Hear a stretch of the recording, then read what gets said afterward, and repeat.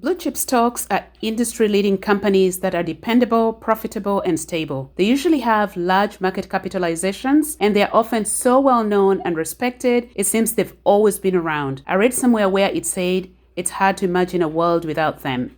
Think Procter Gamble, Apple, Berkshire Hathaway, Coca-Cola, Johnson & Johnson, American Express, Visa, Royal Bank of Canada, TD Canada Trust, Alphabet.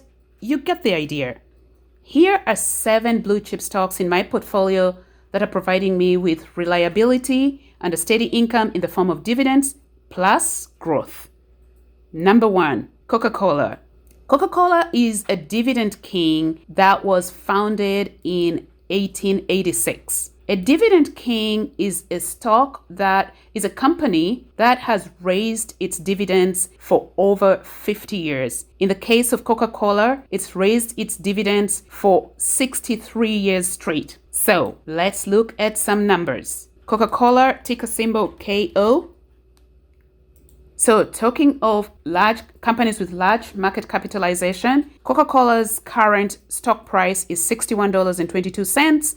It has a market capitalization of $264 billion, has a forward dividend yield of 3.17%, and it's paying $1.94 in dividends per share in 2024. Now, in terms of sustainability, we go to statistics and look at its dividend payout ratio, or simply payout ratio. And its current payout ratio is 74.49, or just shy of 75%. Now, generally speaking, a dividend payout ratio of 60% or less is considered healthy. But dividend payout ratios tend to vary by industry. For financially strong companies in some industries, a good dividend payout ratio may be as high as 75%, depending on a company's earnings. So I'm happy with a dividend payout ratio of 74.49. And in terms of my earnings from Coca-Cola this year, I expect to receive just shy of $264 in dividends.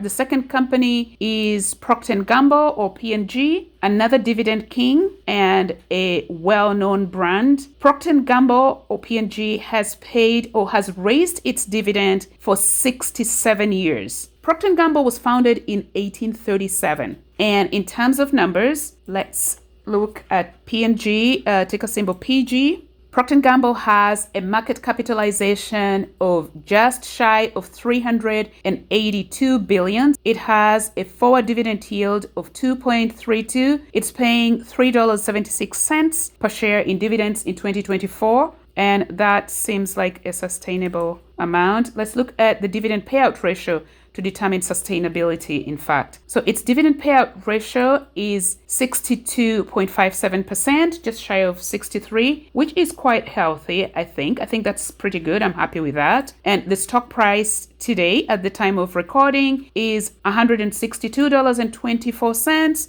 In terms of how much I'm making or I get in dividends from P&G in 2024, just shy of $249. The next company is Apple. Apple is one of those companies that does not need an introduction. It was founded in 1976 and it has, let's look at its numbers, ticker symbol AAPL. Apple currently has a market capitalization, talking of large market caps, of $2.648 trillion.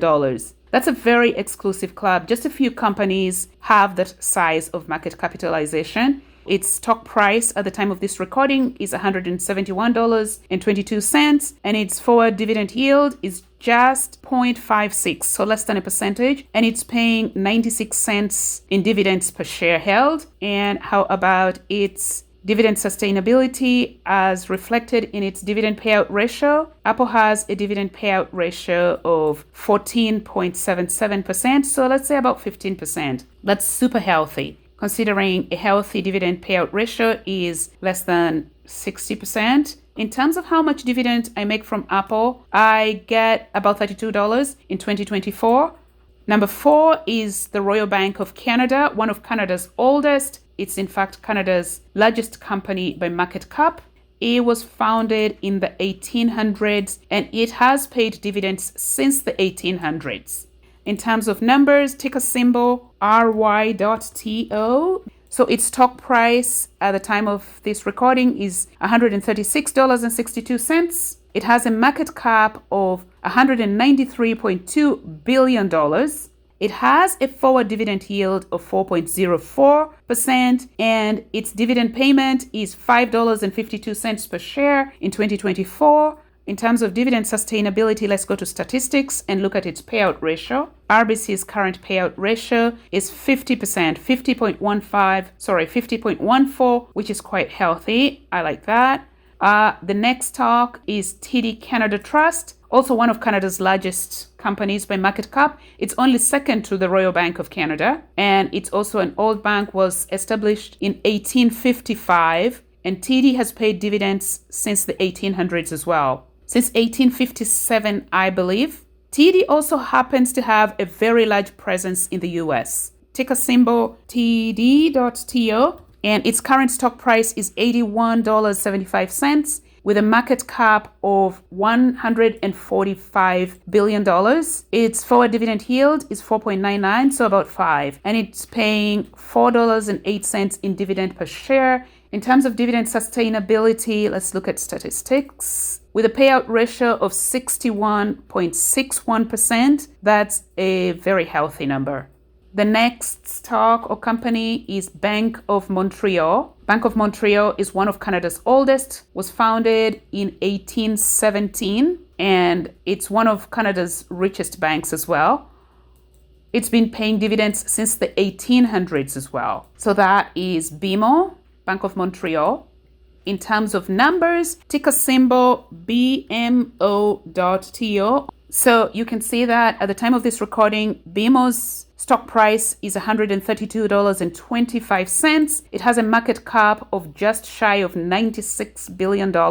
And its forward dividend yield is 4.57%. And its dividend per share in 2024 is $6.04. It's also one of my larger positions. How about its payout ratio in terms to determine dividend sustainability? Payout ratio is just shy of 81%. I am comfortable with that. It has been a dividend payer since the 1800s. It's a large cap stock, so I'm comfortable holding that and building my position further. I forgot, I believe, to mention, I'm expecting to make $552 from Royal Bank of Canada, RBC. I'm expecting a dividend payment of $539 from TD Canada Trust in 2024.